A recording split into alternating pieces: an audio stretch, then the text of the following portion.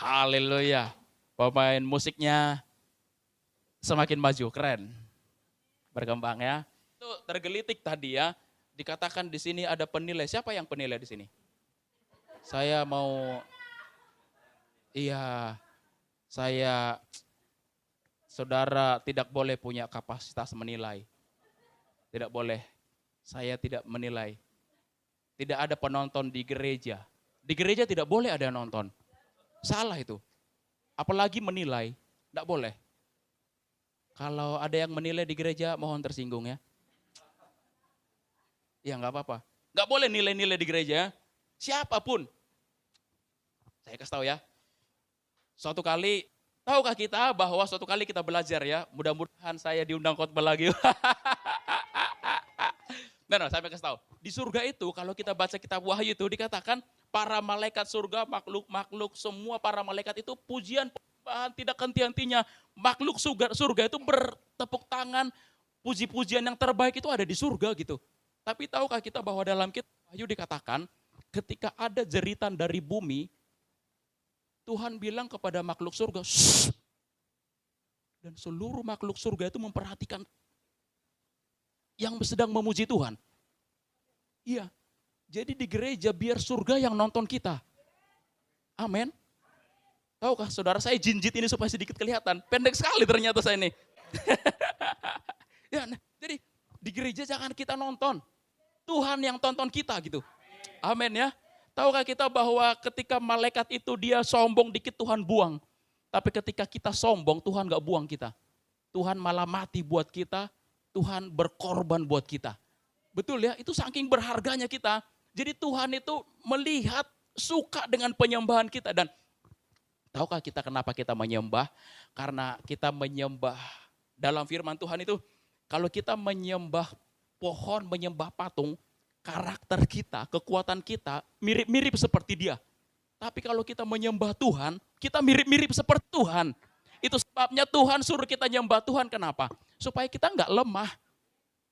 Betul, jangan kita pikir, Tuhan kok suka disembah ya? Kok Tuhan kok gila hormat? Bukan.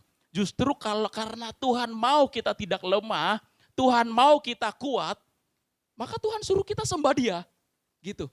Bukankah dikatakan orang yang menantikan Tuhan mendapatkan kekuatan baru? Mereka seumpama Raja Wali yang naik terbang tinggi dengan kekuatan sayapnya. Mereka tidak berjalan, tidak menjadi lelah. Mereka berlari, tidak menjadi lesu. Kekuatan itu persis seperti apa yang ada pada Tuhan. Jadi sementara kita menantikan Tuhan, justru kekuatan kita bertambah. Bukan utangnya yang bertambah. Kekuatannya bertambah. Utangnya berkurang. Kalau dicicil. Amin. Tuhan baik. Haleluya. Saya bersyukur saya setiap kali datang ke Pemalang selalu merupakan suatu kebanggaan. Ngomong-ngomong saya mau adil, pujian penyembahannya 40 menit. Betul, saya bolehlah lebih dari 40 menit ya. Boleh ya? Enggak setiap bulan kok datang ke sini. Amin ya. Ya kalau Bapak Ibu emosi dikit ya bolehlah. Tuhan baik. Sebelum saya berkhotbah saya mau menyampaikan setidaknya 2 hal. Sepakat ya. Yang pertama, sementara pemberitaan firman Tuhan, saudara tidak boleh tersinggung. Yang pertama apa? Yang ketiga, jangan GR. Oke? Oke, yang kedua betul. Yang kedua, jangan GR. Jangan sampai Pak Yogi ngomongin aku kayak, bukan. Bukan ya Pak.